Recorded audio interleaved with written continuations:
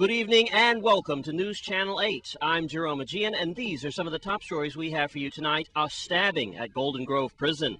We check out campsites around St. Croix and Bogle's Entertainment Report. These stories and more are up next on News Channel 8.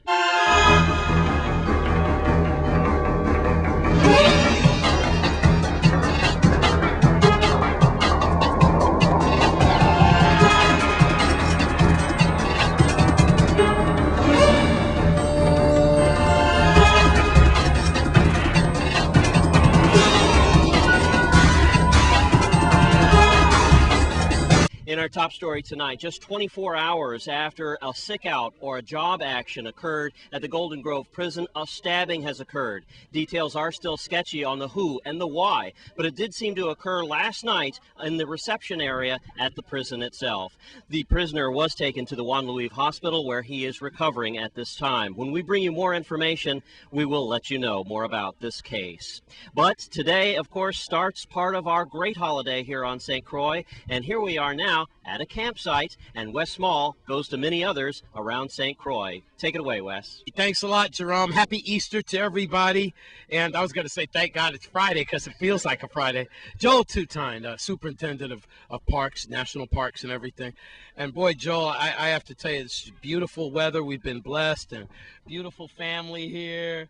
You know, and everything looks nice and clean. Got the beef pâtés going, and the water's beautiful. I'd like to get started with, of course, the do's and the don'ts. And people look like they know what they're doing as far as their fires are concerned and security of the camps. Any important messages that we need to know for camping? Well, DPNR is actually running this campsite. It's Salt River is a partnership park between the National Park Service and the Department of Planning and Natural Resources, and this property is actually the government of the Virgin Islands. So the government of the Virgin Islands issued all the permits, and the requirements are in the permit.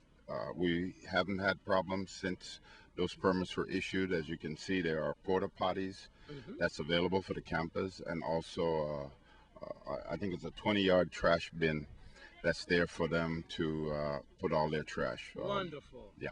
So this place is going to be nice and clean, and well, it should be, because it's got a lot of historical value here. Now, what about the turnout this year, Joel? We've heard a lot about, because of the economy, and I have to say this, that a lot of times when we do go camping, we worry about our homes being burglarized and so forth. Do we have attendance up so far from what you could see? At this beach, no. I think with the construction of a new home and the ownership claim of access further down the beach has really cut off a lot of the camping that took place further down to the north. Right. So you're seeing that the campsite is really restricted in size.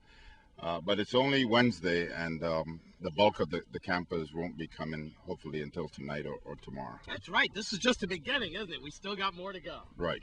All right. Well, once again, then, with Joel Tutine, superintendent of national parks here, and it is really beautiful here at Salt River. We're going to try to make it as many campsites as we can. So, Jerome, with that, back to you, partner. Getting ready to enjoy myself a nice beef pâté. I'm Wes Small for News Channel 8. And thanks, Wes Small, for bringing us campsites. And we're going to bring you more campsites tomorrow in our news program. Stay with us. We'll have a special report on the campsites around St. Croix and how beautifully inundated we are in the holiday season here on St. Croix. And now it's time to check in with Judy Fricks. She's got your Crime Stoppers report. Judy? This is Judy Fricks with your weekly Crime Stoppers report. Crime Stoppers and the detectives and officers of local law enforcement would like to thank the citizens for the over 1,100 tips that we've received in the last 2 years. Because of your information, it has helped lead to the arrest of 117 people. This has helped bring closure to victims and their families. The tips we receive involve information about murders, burglaries, robberies, sexual assaults, and many other types of crimes. For example, on St. Croix, a man is now in jail after trying to avoid apprehension after he was involved in the shooting death of a resident. The list of unsolved crimes is still way too long, but thanks to you, the anonymous tipster, the list is getting shorter. However, we cannot rest on our accomplishments. There are still crimes out there that need to be solved. For example, on January 5th of 2009 on St. John, Juan Ayala was shot dead in the morning in his own driveway. On St. Thomas, on Friday, April 1st at around 10 p.m., Sean O'Connell was killed when he was driving home with his wife in the area of Mandel Beach on St. Thomas. Law enforcement cannot control crime without help of citizens like you. If you have any information about these crimes or any other crimes, you can contact Crime Stoppers by going to our website at www.crimestoppersusvi.org, or you can call our 1-800 number, 800-222-TIPS, which is 8477. Let the operators know whatever you know. Your tips are always anonymous. And if your information leads to the arrest or the recovery of stolen property, illegal weapons, or drugs, you will receive a cash reward. Again, thank you for your support over the last 2 years, and thank you for helping law enforcement make the territory a safer place to live. This has been Judy Fricks with your weekly Crime Stoppers report.